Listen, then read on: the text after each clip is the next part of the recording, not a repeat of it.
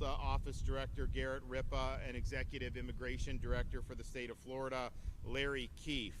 As you've heard me say many times, the 2024 election was a huge mandate from the American people to finally deal and put to bed the issue of illegal immigration once and for all. And part of that, of course, was the border security, but a lot of that was the reality that you had massive numbers of people that have come into this country illegally, and they needed to be repatriated to their home countries. And so we knew in Florida that this was something that was important to our state. We knew we had an opportunity to really make a difference, and so we decided to stand up. And that was nothing new for us. We were the first state to send people to help Texas when Biden opened the border back in 2021. I launched Operation Vigilant Sentry a couple years ago to help fill gaps in the maritime interdiction efforts of the Coast Guard, that when illegals try to come in via the sea to the shores of Florida. And just from the state's effort, in addition to everything the Coast Guard's done, just the state of Florida, we've ended up stopping and returning 18,000 illegal aliens, and we just had a bust the other day. So that's been really important to keep the state of Florida safe. We've also done things like ban sanctuary cities. We've ensured that there are no ID cards, of course no driver's license, but any ID cards to illegals. We've increased penalties on illegals who operate motor vehicles. And so we're proud to have been a leader in that even before the Trump administration took in. But then when that happened, we sprung into action on our state agencies doing these 287G agreements with Department of Homeland Security. That basically allows us at the state level to be working in tandem on immigration enforcement. And that wasn't true under the Biden administration. I'd have Highway Patrol, they'd pull over illegal aliens, and then they'd have to call ICE, and ICE didn't want to deal with them, so they basically had to release them back into the community. And so now they have the ability to bring those folks and process them for immigration enforcement, which I think is something that's really, really important. We, of course, called for a special session of the Florida legislature at the beginning of the year, saying, hey, this is our moment. This is what we all campaigned on. Let's get it done. And, you know, we had some pushback on that initially. I think some of these guys, they didn't want to follow through on their campaign promises. They even sent me a bill that would have made things like Alligator Alcatraz and Operation Vigilant Sentry illegal in the state of Florida. Of course, I vetoed that. Blaise Ingoglia was in the Senate there, and he was very much standing on the side of the voters that sent us here, and he opposed that sanctuary bill. We ended up getting good legislation passed that requires all state and local agencies in Florida to participate in immigration enforcement efforts. And so that really began in earnest months ago, and it has had a lot of success. But the one thing that we were running into was that DHS just did not have capacity to be able to hold and process these illegal aliens prior to deportation. We were using our sheriffs were using some of their local facilities.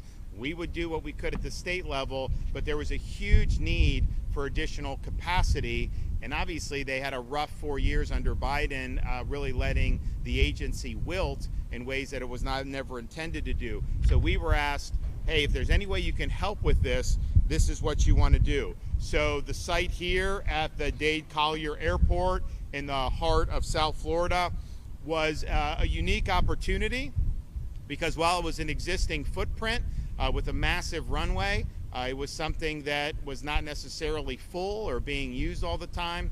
And so we were able to, under Kevin Guthrie's leadership, within record time, create a facility that could support intaking, processing, and eventually deporting these illegal aliens. And that's important to deport from Florida, but obviously from the United States as well.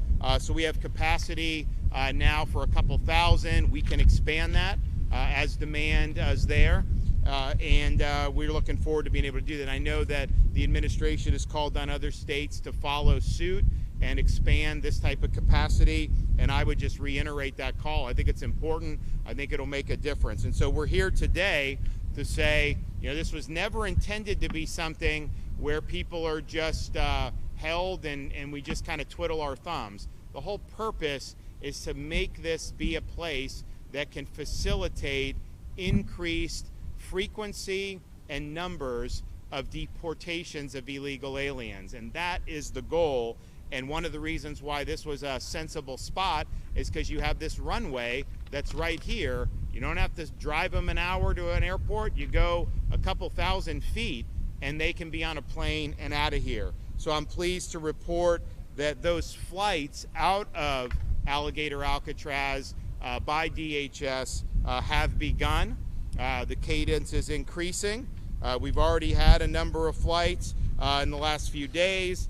We've had hundreds of illegals have been removed from here, and the federal government has a process of how they eventually do, and they've done it different ways on some of these different flights. But the reality is this provides an ability to enhance the mission, to increase the number and frequency of deportations. And so what's been done here has really been remarkable. There's full ground-to-air communications from the airfield. There's air tracking radar capabilities on site, securing all access ports to the taxiway and runway on aircraft arrival. That happens. You got 5,000 gallons of jet fuel on site. You got runway lighting. You got everything you need to be able to do that. This airport is able to accept commercial-sized aircraft and conduct both day and nighttime operations. And so that's what it's all about, to be able to help process and remove folks that are legally in the state of Florida and in the United States of America. So we look forward to this cadence increasing. One of the things when the president came and visited that he approved was deputizing state officers, including National Guard judge advocates, to be immigration judges. And the vision is to just have them on site. You can move forward with the processing very quickly and increase the numbers. And the flow would be, there'd be a high turnover rate here because you'd be constantly doing that. We're working very closely with the Department of Justice. We have not yet had any approval for anybody to be able to come down here and do that, but we do anticipate that happening very soon. And when that happens, you're going to have an availability of a lot of folks to be able to be ripe, to be able to be removed and ultimately sent back to their home countries. I've also pointed out we've been supportive of the efforts that if somebody is earmarked to come here and they would choose to simply voluntarily deport. Now, they're not just going to take your word for it. They're going to take you, chaperone you, make sure that you're on that aircraft and that you're landed in your home country. But there is resources available to do that. And I think that makes sense from a taxpayer perspective because it's cheaper to do it that way. It's also more efficient. So anybody that wants to take up on the offer can do it. We've had some people take up on the offer, and it's not just limited to Alligator Alcatraz. That's something that in any of these instances with immigration enforcement, that's a way to short circuit and ultimately get where we're trying to go anyways. So that is something that's a live possibility, and I hope more and more people avail themselves of that opportunity. I want to bring up folks here. I know Kevin Guthrie has done a lot of yeoman's work, both in setting up this facility, making sure it's being run professionally, but also debunking a lot of the nonsense that gets spewed out with some of the fake narratives that get put out, and he's done a really good job of doing that. Clearly that you have something that's professional and that's meeting very high standards. So Kevin, why don't you come ahead and let her rip. Thank you, Governor. Thank you for being here this morning. Thank Governor DeSantis for his leadership and dedication in doing what's right for the state of Florida and the United States of America. Florida has been able to act decisively and deliver results due to his ongoing support for law and order. Florida is a law and order state. Florida knows how to respond to crisis. We specialize in response and recovery, acting fast, and most importantly, logistics management. That same speed, precision, and discipline has been applied here at Alligator Alcatraz. When Governor DeSantis called on us to lead this effort, we brought everything we've learned from hurricanes, severe weather, large-scale activations to the table and made this happen. The focus of this operation has always been and will always be fulfilling our mission, upholding the law and delivering results. This facility was built and operational incredibly fast and has now grown to have a capacity of 2,000 detainees. Our team continues to work to increase its capacity of the facility, which will eventually hold 4,000 detainees. As our capacity increases, we continue to identify contingency plans to ensure we are ready for hurricane season. I know that I've taken a little bit of heat in the media that the EM guy is not taking care of hurricane season. That is absolutely unequivocally false. When we have 1,000, I need to make sure we have room for 1,000. When we go to 2,000, I need to make sure we have room for 2,000. And yes, I may have visited some facilities in the state of Florida. Why? Because this facility, as I've said on the record, can withstand category winds of up to category 2. But there's a category 3 and a 4 and a 5, and I hate to talk to you so elementary, but unfortunately we have to break some things down into simple building blocks for other people. Category 3, 4, and 5 is greater than and not equal to a category 2. When we have that situation, we will have to do an evacuation. And it's incumbent upon the Florida Division of Emergency Management with our law enforcement partners to be able to take care of that. So yes, we are constantly looking at what we can do based on need when we get to a certain level where we're going to go. And I promise you that the hurricane guys have got the hurricane stuff covered. I promise you that. I'm sorry, I'll get back on track now. Again, just in case you forgot, we are #1 in the nation in emergency response and recovery. And that includes everything from evacuating detention facilities, jails, and hospitals, should that need ever arise. Our on-site and services include hot meal service 3 times a day, not gray turkey, by the way, full medical care, including 24/7 clinic and pharmacy, indoor and outdoor recreational space, laundry, legal, and clergy services, air-conditioned detention housing units. Again, I've said in the past, and I'll say again, either meet or exceed the higher standard, whatever that is, whether it's Florida standard or national standard, we meet or exceed the higher standard. The security infrastructure includes over 28,000 feet of barbed wire and fencing, nearly 300 security cameras, a trained force of over 400 security personnel, including an additional 200 National Guard. Additionally, this facility is surrounded by miles and miles and miles, I believe it's 39 square miles, of natural buffer, turning what was once just a taxiway that saw up to, this is another stat for you, up to over 100 flights a day as we have issues with the environment.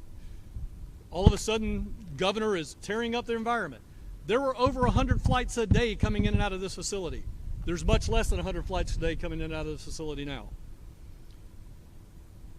With the airstrip infrastructure already in place, this location has made it even easier for us to coordinate deportation flights directly on site. None of this would be possible without the commitment of Governor DeSantis. His proactive stance long before this project broke ground, coming up now 3 years, Florida will not be passive bystander when it comes to border security and public safety. This is what leadership looks like, ladies and gentlemen. Leadership is an action verb. It's an adjective, but it's rooted in an action verb. In closing, as we make our way through hurricane season, this facility serves as an example of state capabilities and coordination. Under Governor DeSantis' leadership, Florida continues to lead the way, not just in emergency response, but in operational excellence and readiness on every front. Governor, as always, thank you for the opportunity to lead under your direction. Okay. Good morning, everybody. I want to thank everyone for coming. My name is Garrett Ripp. I'm the Field Office Director for ICRO here. And again, I want to thank the governor and I want to thank the great executives behind me.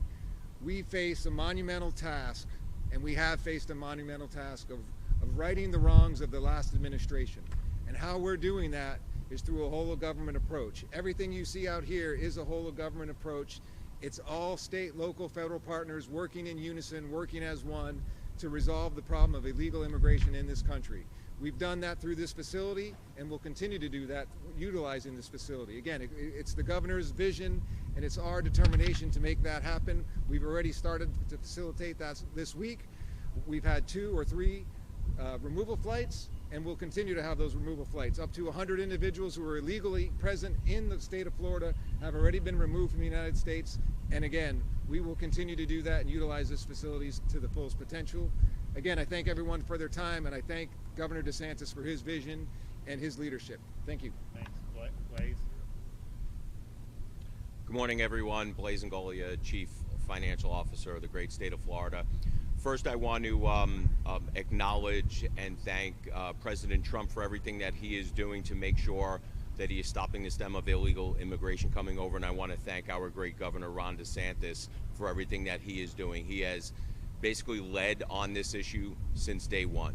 And we would not be here today. This facility would not be here today if it was not for the governor leading on the issue, because the Governor DeSantis knew the enormity of this problem that was created by the Biden administration. And we knew that somehow we were going to have to get all of these criminal illegal aliens out of the United States so they don't commit any further crimes. And the ones that are in here, illegal immigrants, we're going to have to do something with them. I know people have been saying, well, is this the right thing to do? What about the cost? We have always been talking about the cost of illegal immigration, and the taxpayers are going to bear the cost of it. So I don't want to hear anyone from the left start talking about cost, because this wouldn't be here if we wouldn't have de facto open borders over the last 4 years under the previous administration, 4 years under Joe Biden. We are doing what is necessary. We are doing what is right to make sure that we stem and stop illegal immigration. This facility and what we are doing at the state and the national level should be a deterrent to make sure that illegals do not continue crossing over the border. I am not going to sit here and I'm not going to apologize for removing criminal illegal aliens from the United States, those who are harming our communities, effectuating drug trafficking, human trafficking, and ravaging our communities. I make no apologies for saying illegal immigration is a scourge on this country. It needs to stop. It needs to stop now. And if there's any illegal immigrant listening to my voice right now, self-deport. Use the app. We will get you home. Do not come here because you will be removed. If you want to come here legally. Come here the right way. Be part of our communities. We are not going to stand for illegal immigration anymore. Larry? My primary remarks today are going to be directed to the illegal aliens who are in Florida who have not yet been arrested but who will be arrested. But before I do so, and not just to say nice words to be polite, it's important to understand the significance of this whole thing. President Trump declared and wanted and ordered the largest mass deportation mission in history. That is what we're doing here. And what's very special and very unique about this point in time is you have the genius and mastery of a Kevin Guthrie and his team, and it is a team, it's not just him, at the Division of Emergency Management, who is the best in the world at doing things fast, with a sense of urgency, in an environment of high pressure and high stakes. And it's an honor to work with you and to work with your team. And what he brings to this, in addition to his skill set, is doing things with a sense of urgency. And that is a trait that I will say, Governor, with all due respect, is one that I know you value, and I value as well. Then we have combined with that, who I believe the person who has been chosen by the Department of Homeland Security to be the one that I joke with him and I say was sent to Florida to run all the federal immigration enforcement operations in Florida. I joke with him, they send him to the best state, the state that's the most effective. The state could, quite frankly, do most things on its own. But that's not why. Why they sent Garrett Ripa here is because he is developing the blueprint or the prototype here in Florida, which the president was just in town here at this very location just a couple of weeks ago, declaring Florida the cutting edge, the best, the template, the example for other states to follow. So Garrett Ripa each day, 24/7, on the Guthrie timeline is working to bring this all together to make it happen, not so we can do high fives and declare victory in Florida, but to be a national leader under Governor DeSantis' leadership, along with President Trump, making this the template, the blueprint that can be scaled and replicated to be generative for the entire country. So now returning very quickly as I look to the illegal aliens who live in Florida, and I want to say this humanely and with respect, not in terms of finger pointing that this is going to happen and that's going to happen. You are still here. Implicit in that is the notion that you are aware of DHS Secretary Kristi Noem's CBP home platform. It's an option for you to self-deport, to have your flight home paid for, to receive $1,000 when you arrive back in your home country, and very importantly, for you to be eligible to return to this country in the ordinary course the right way, the lawful way. But it's critical to know, and not said enough in my opinion, is that if you put that off thinking you can take the risk and it might turn out well for you, you should think again. Because if you are arrested and you come to a place like Alligator Alcatraz, you are not eligible for CBP home. You're not eligible for that. Now you may think that based on everything that you've seen or heard, that the tempo that you have seen the last 5 or 6 months is the way it is always going to be. I'm here today with some new information. That is not the case. There's two very, very significant things that you need to know about that. Here in Florida, we've been leading all the national numbers with regard to immigration arrests for months. And that is largely to the credit of the Florida Highway Patrol, who's had 1,800 Florida troopers out with their universal jurisdiction throughout Florida, not just on the highways, leading the country making arrests. Just within the last couple of days, the federal government has issued credentials to over 1,200 Florida sheriff deputies and over 650 FDLE agents and other state and local law enforcement agencies, to where we have more than doubled our capability and capacity to effect arrests.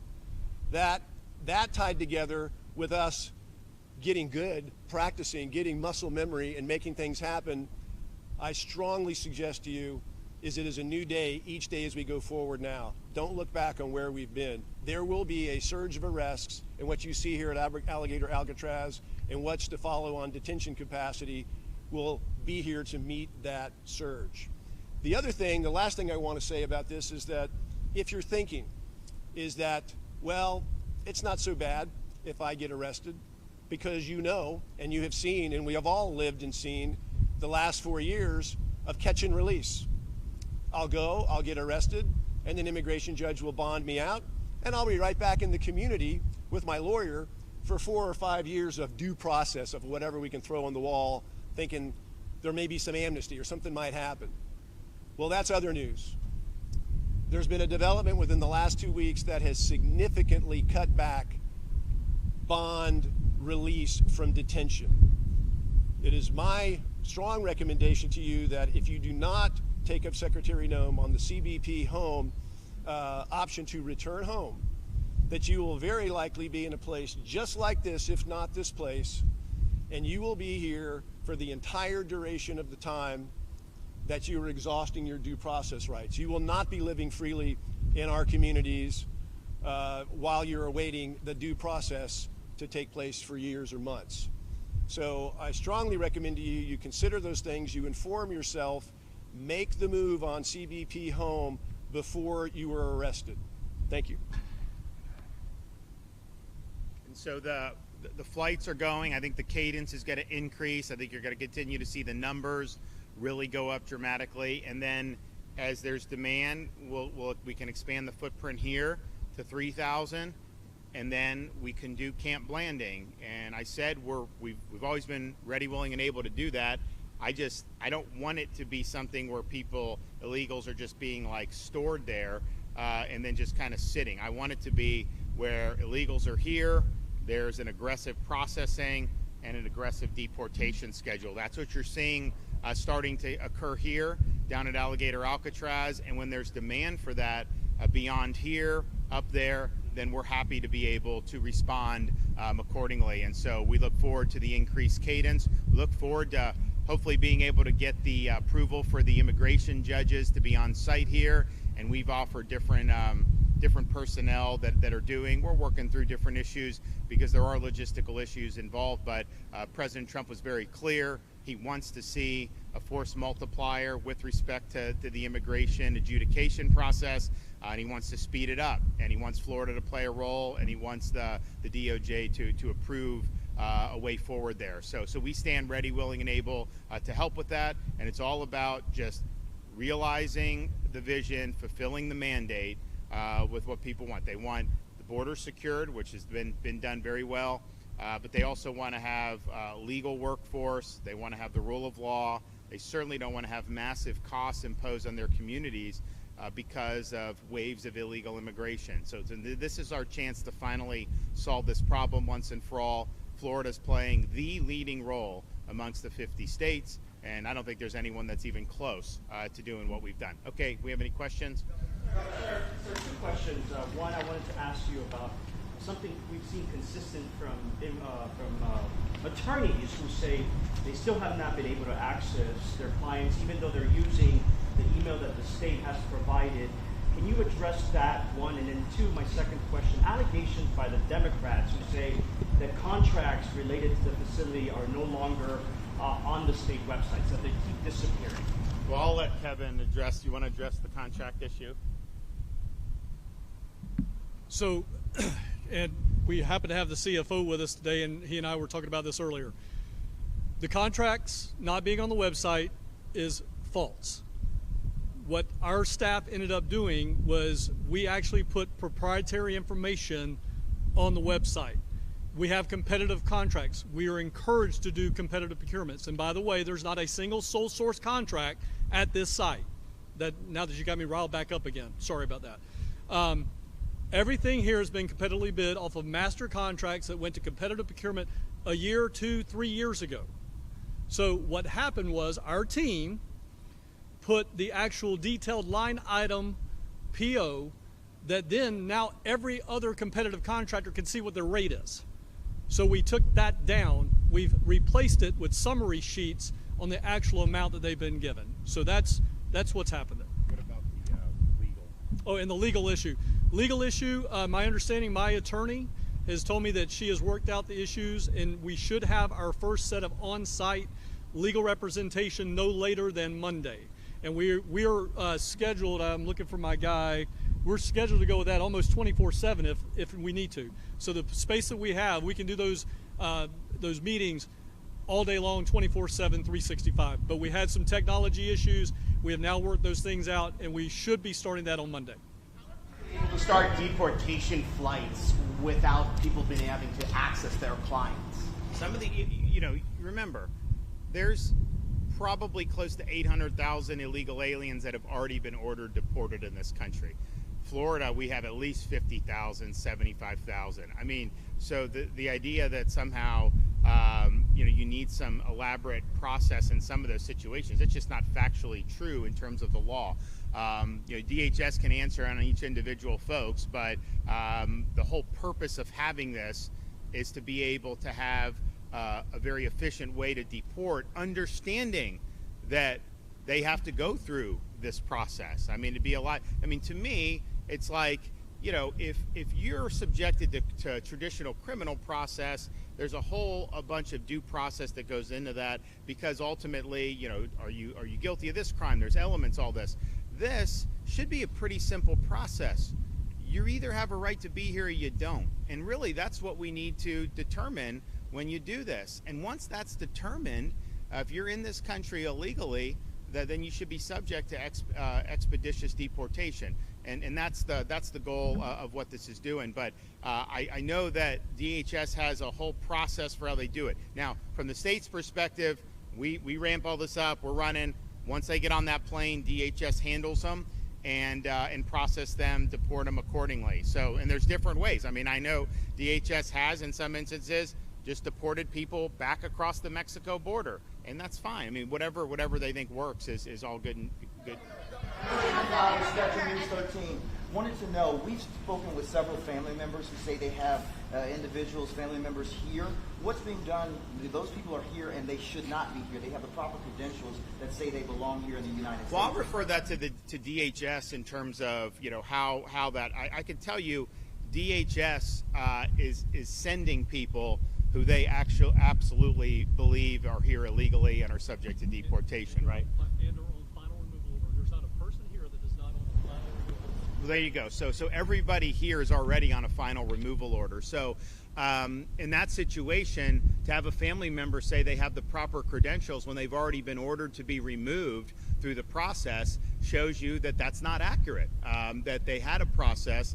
That process has been executed, and they have found to not have the right to be in this country. I would also just point out, I mean, look, there's a lot of people that have fraudulent credentials. I mean, let's just be clear. When we have E-Verify in Florida, but some of these guys, they have fake IDs, and so if you just run the ID, it actually may come back positive as someone can be here because they think it's somebody else. They don't realize that there's an illegal that has it. But yeah, they've been ordered to be removed from this country, and they have the ability to do that. Your remarks, at the end of your opening remarks, you talked about how the Trump administration, how Florida has been a force multiplier, but it hasn't just been on immigration, it's been on so many other policies, including school, personnel. We heard Trump endorse Ashley Moody last night, who was your pick, and also Joe Gruters for the RNC. What do you think that it says about Florida and the influence that it's having nationally on policies and on personnel in the Trump administration? Well, I think the issue is Florida's led the way for years now. We led the country, dragged this country out of COVID lockdown. We were the place everybody was coming to escape the madness and a lot of these other places, not just in the United States, but around the world. We led the effort to fight against Biden's immigration and border policies. We led the effort against the woke mind virus, whether that was in schools, whether that was in corporate America. We were effectively the ones that nuked ESG. We were the first state to eliminate DE&I. Of course, we've been leading the way on economy 3 years in a row, ranked #1. So I think we've seen issues, we've addressed the issues, particularly when you have some of the far left that's really run amok in some of these places, and may run amok more in places like New York City if this guy gets elected to be mayor of New York. It's going to be huge fallout from that. So we've continued to lead, and I think the stuff that we were doing prior to the Trump administration taking office, these are the things that conservatives have wanted to see done for a long time. I mean, we've been complaining for 20 years about higher education going off the rails, and yet no one was doing anything about it. So we came in and we've done that. We've really right-sized or course-corrected, I think, positively. And I think what they're doing with Linda McMahon on higher education is positive. We're working constructively. We just did the accreditation. We're going to have a new accreditor that's going to be able to help us get over some of these things that have been holding back higher ed. So on and on it goes. Law and order. We've been the leading state on law and order. There's no question about that. So all of this is, we've seen problems. We've responded to the voters that have elected us here, and we've led in ways that I think have paved the way for more progress to happen nationally. Remember, when we were taking on the woke, that was not necessarily popular to do. That was at the crest of this madness that was taking hold, and a lot of media, a lot of elites were really going in whole hog, corporate America, educational institutions, and we drew a very clear line in the sand, and we say that our state is where woke goes to die. Now the woke, no one wants to admit that they're woke, right? It's different. It's a few years down the line. DE&I, we were the first state to eliminate that. That was years ago, and we took a lot of flack for that. Now everybody's running away from DE&I. Women's sports, we were, if not the first, certainly one of the first states to lean in to protect that. That was considered controversial at the time. Now everybody is acknowledging, it's not right to inject a male in these female competitions. So I think on issue after issue, we've been willing to lead, and I think these are addressing problems that a lot of voters have wanted to be addressed. We obviously could do it at the state level. Other states have emulated, and I think now the Trump administration is really focusing on addressing these issues in a national context, and I applaud them for doing that. Estimates, any specific goals or estimates for how fast you get the processing here from the minute these illegal immigrants show up here to when they're put on the planes? Well, if you think about it, I mean, we have 50, 70, 80,000 illegals that are on final orders of removal already in Florida at a minimum, right? And so, we would love to be able to get that cadence going very quickly to where we burn through that expeditiously. Then some of the others that are still going through some of the process, we want to be part of helping supplement that process with our personnel to be able to move that back quickly. But I mean, if you look at the numbers, I mean, obviously the deportations that have happened nationwide so far, and ICE has been understaffed, is not scratching the surface of what would need to be done to get to where you have the largest mass deportation in history, and where you're even just addressing the Biden people, right? So you got to increase that tempo. You have a limited amount of time to do it, and I think we've got to assume, we've got these 4 years under the Trump administration to really get the job done. So my hope is that we have a very strong cadence coming out of here. If the cadence is strong and it justifies us going up Northeast Florida and establishing a footprint at Camp Blanding, we will do that.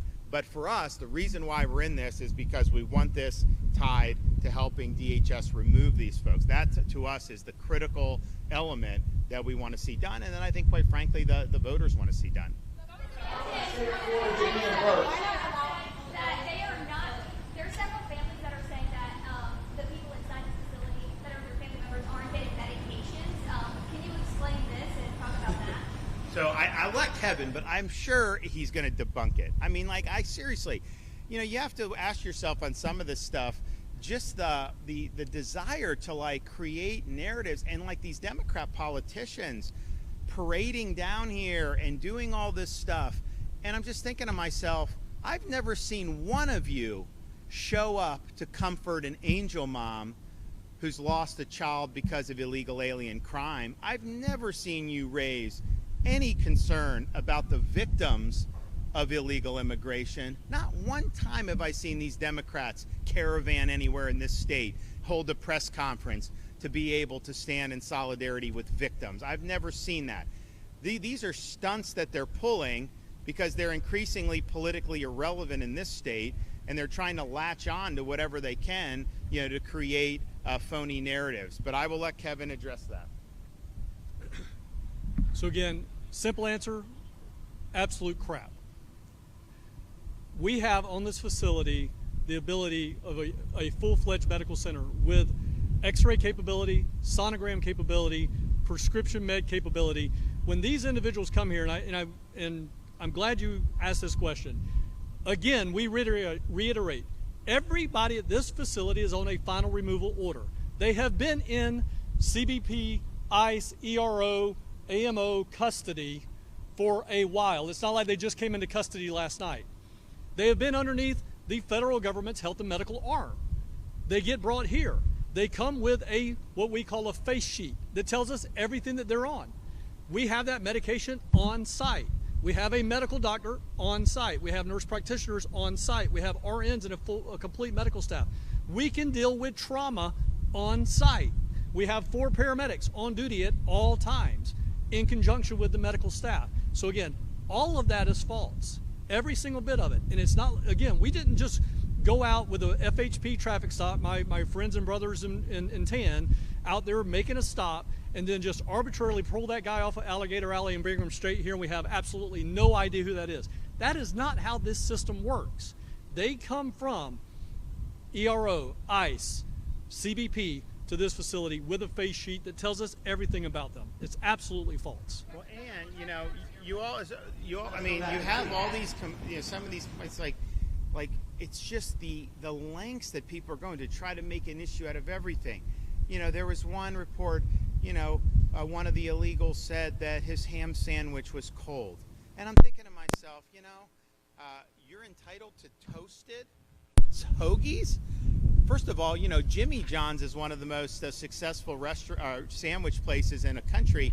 They didn't have any toasted subs until very recently. They had only done cold subs, and it became a massive success, financial success. Now they do offer toasted subs. I don't think they do cheesesteaks. My kids like the cheesesteak from Jersey Mike's, but be that as it may, to say that the AC's on too much, it's too cold, or this or that, you know, at some point it's like, good grief, like just acknowledge the fact that what Kevin and these guys done has been a Herculean effort to get this up, that they are meeting or exceeding every state or federal standard, whichever's higher, and that this is in fact a force multiplier to be able to assist with the removal of illegal aliens from the country, and that's what it is. And so they've done a really good job on this. I don't even, when I see this stuff, I don't even have to ask him, because I know, like I know that there's that you're not being told the whole story. And I think it's also interesting that, you know, there's folks in particularly corporate media, you'll have a criminal alien ordered to be deported, has committed criminal offenses in addition to immigration, and he will just assert something, and that will be reported as fact with no corroboration. It's interesting. You would never say, if you know somebody that was on law enforcement just asserted, you would always ask questions and you would do that. But somehow, you know, with the criminal alien, you'll just accept that. And why? Because it fits the desired narrative. That's why people do it.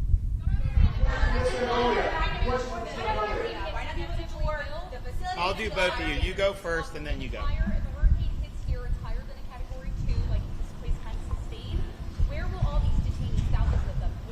It will depend on the path of the storm. So Kevin has contingency plans.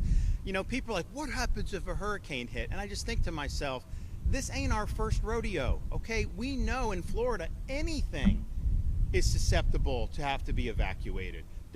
And there's some areas that may be a little bit more vulnerable, but there's not a single place in the state that you would be totally immune from having any impacts of hurricanes. But it also depends on the shape of the storm, the trajectory of the storm. So they have that built out. And, you know, we do this in different contexts. We do it in the corrections context and have done it in the corrections context. We also have to redeploy first responders. So for Hurricane Milton, we were staged at Tropicana Field, home of the Tampa Bay Rays. It's a convenient, very efficient place to do it. Well, Kevin's watching the storm, he's watching how it's coming, and he made the decision, we got to evacuate them out of there because we think it's going to be impacted by the storm. And of course it was. The roof got blown off, although the roof was supposed to withstand a little more than it did, so the roof got blown off. So those guys were strategically redeployed, and then they got on target just like it was. So that will happen. There'll be accommodations that will be made that's accordingly. This stuff, though, can withstand non-major hurricane, Cat 1, Cat 2. Doesn't mean you can't have it. Now, the more interior you are, you guys who've covered hurricanes know when it hits land, it does slow down.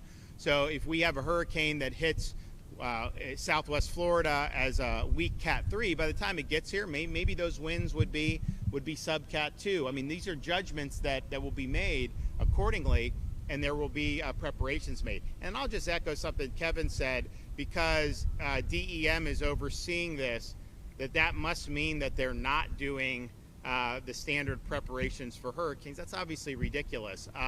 You know, these are contracted folks. There are DEM personnel who are helping to coordinate, but you know, we've got massive resources that are on standby in the event that we have additional major weather events. And I'm hoping that we don't. And I always tell people, we've had 6 majors in 7 years. We deserve a break remember, we had 10 years. We didn't have any recently. Wouldn't it be great to get another 10-year stretch? And I sincerely hope for that, but I do not expect that or plan for that. We have to plan as if we're going to have more events this year writ large, even apart from Alligator Alcatraz. But you know, if you had like a Hurricane Michael trajectory, you wouldn't need to evacuate anybody from here. If you had a Hurricane Irma trajectory, then you'd probably need to make some accommodations. And so these are things that these guys will watch. They have contingency plans. There's not one specific place where they will go to, because you don't want to evacuate people into additional storm.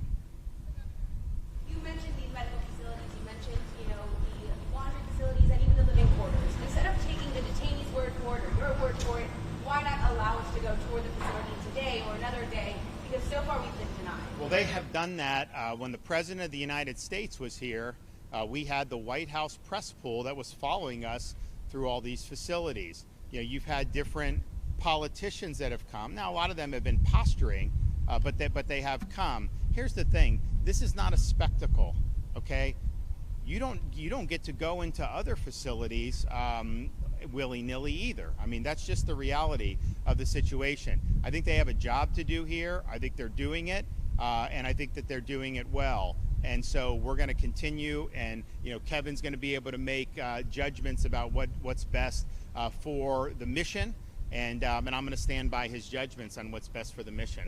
One is on camera where we actually had a state trooper acknowledge that he would get a $30,000 bonus now, a $30,000 bonus after capturing a documented migrant. I'm curious if law enforcement are getting any incentive. I mean, with respectfully, and where are you from? Okay. How many illegals have been apprehended by state law enforcement? Thousands and thousands. Do you honestly think we could underwrite a $30,000 check for each illegal that was apprehended with those massive numbers? Of course not. I mean, of course not. So I'm not sure where that's coming from. I can tell you that I worked very hard to get pay increases for Florida Highway Patrol in this year's budget. I wanted 25% for experience. We didn't get quite that much, but we did get a significant, and we'll probably work more. No, but I mean, the idea that you'd get $30,000 for every illegal, that wouldn't even be cost effective. So I'm not sure where that's coming from. Getting reimbursed from the state of Florida, getting reimbursed. Same as you would through any FEMA reimbursement. Exactly how many detainees have been flown out, and if they're are they being deported, or where are they being taken? So there have been 100 full deportations just out of here. There have been many other hundreds who've been flown out of here. The way the federal government does is they have some areas that are considered kind of hubs. And so I know some flights have gone to Louisiana, and then they will go from Louisiana. And it makes sense logistically because, if we've got a plane full of people here from a variety of nationalities, if you go to a central hub, then you can pool the nationalities and send one flight to one place, another flight to another place. So that's what we're doing. But there have been 100 folks that have fully been deported, and there have been many hundred that have been exited this facility and are en route to be deported by the federal government. And look, I think a lot of people getting them out of Florida is a huge thing. It's like we obviously had a transport program, send to California, send to New York, send to Martha's Vineyard even. And we were happy to do that because I think it relieved burdens on Florida. But yeah, so they've got a process that they're doing. Now DHS has run into some more money now. I think you're going to see an expanded footprint in their capacity. I think you're going to see an expanded detention footprint in their capacity. And I'm all about, people say like, why are you getting involved? Because we need it. That's why I'm getting involved. If DHS had 100% capacity to handle and process 100% of the illegals, then I'd be happy to just say, you know what, we've got other things to be doing. But we're needed in this fight now. Other states have been asked to step up. I hope they do. And I think you're going to see DHS's capacity continue to increase. But right now, they've they had 4 really tough years in terms of the attention and the direction. And so it's a new day, but it takes some time. Governor, are these immigrants being sent to places like El Salvador, or are they being sent to their country of origin? And then on top of that, if you were to step under this tent, I guarantee you we all smell like bug spray. That is a luxury that we can afford. Do you know what's being done for the immigrants inside the tent? Any mitigations? It's uncomfortable. Well, one, I don't have bug spray on. I know people have it or what, but so on the deportation, look, that's a question for DHS. As I said, they've got processes that they go through. They can do a direct deportation from here. They can do to one of the hubs, and then the hub can take them. And I know that they have used El Salvador. I don't know that anyone from here has gone there yet. But so I just can't answer that. But I think DHS could answer that. Okay, who has a question? Who hasn't asked one? Governor, Yes, ma'am. Jennifer Crawford, WGCU News in Fort Myers. What concerns do you have about an expanded footprint of this facility on the Everglades, which you have really fought hard to restore? None, because we've looked at it. It doesn't have an impact. As Kevin said, there were hundreds of flights going in here, training flights. There are less flights now doing that. Everything that you see built is on the existing infrastructure, so it's not going to have an impact. And I would note, particularly for people in your region, I just did something no one thought, could get done as quickly as we did, open the C-43 reservoir. And so you remember before I became governor back in 2018, there was a lot of water being spewed out of Lake Okeechobee. It interacted with the red tide. It created some real serious problems for quality of life, tourism, and the economy. And now we've got a massive reservoir that can store that water, clean it. It can send to Southwest Florida in the dry season when they want it. And that is a huge, huge thing. So the number one environmental issue that was present in 2018, this stuff being spewed in from the lake, we addressed it head on and have completed this massive infrastructure project. And if you also look at the hydrology of the Everglades, what I said was, we got to have water flow south as nature and God intended. And the amount of water flowing south compared to when I became governor, dramatic increase. This thing, I looked into, should we buy it and then grow over it? Would that? But it doesn't really do a lot to increase the hydrology. Like, that money could be spent much better doing the stuff that we're doing.